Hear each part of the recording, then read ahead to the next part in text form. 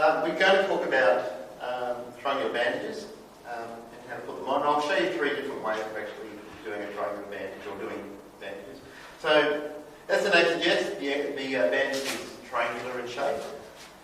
It has a long edge, which is the longer side of it, and also has the short edge, which leads down to the point.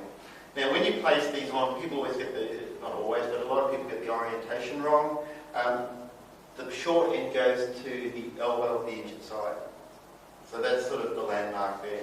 So what I'll do is I'll get Aidan to just hold his arm like that. Now, what will happen, someone who's got a break to their arm, they will normally carry it in the position of best comfort for them. And whilst he's got this bandage on, if it was fractured or whatever, we would have actually already splintered this. Okay, and that's something else we can talk about later. But anyway, we're just going to go through bandaging. So, things that we can do, we've got that towards the elbow of the injured side. We slide this edge up here, under there. There we go. Okay, hold that there. Okay.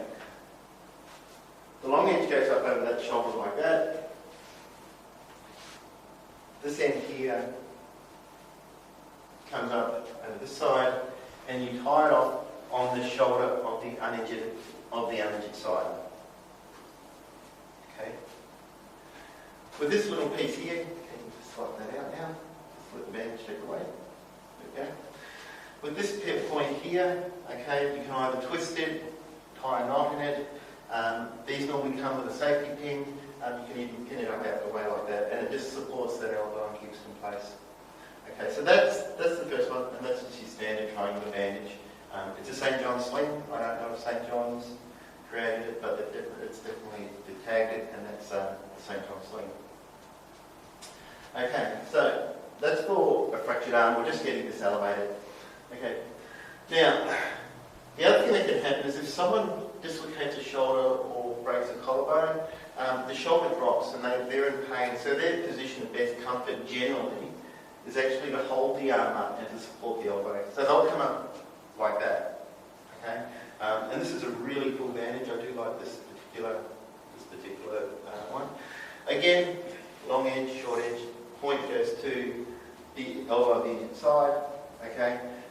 You can run it over the top, but I've never had much success with that one. So again, just support your elbow, that's it. I'll bring that one over there like that. So again, it starts off very much the same. The difference occurs now, in that we form a little pocket like that, just by bringing that bottom edge up, and we twist this bit here together. Just trying to get good coverage. There we go. Twist this bit here together. These are a bit shorter than the ones I normally use, but it'll do. Just turn around. Right around. Okay. So with this one, we bring this twisted edge now down under the shoulder blade and back up towards the shoulder. These are made from a paper thing, so these may tear. Okay. And again, we try and tie it off on the shoulder of the uninjured side.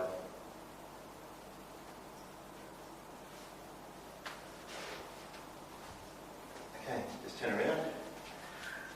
How's that feel? Yeah, firm? Yeah.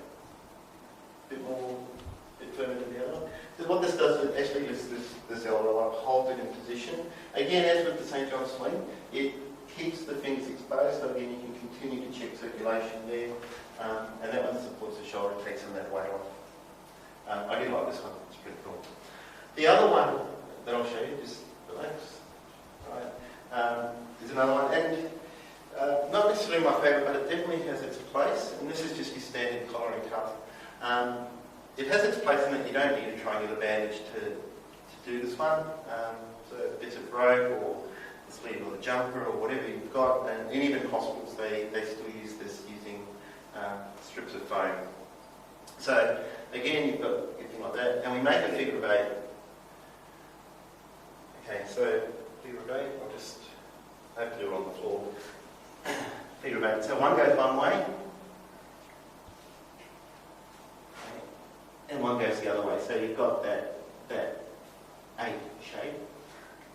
Bring the two edges together like that. Hand goes through there. Again, remember if this was fractured, it would already be splintered. Okay. Pull that together.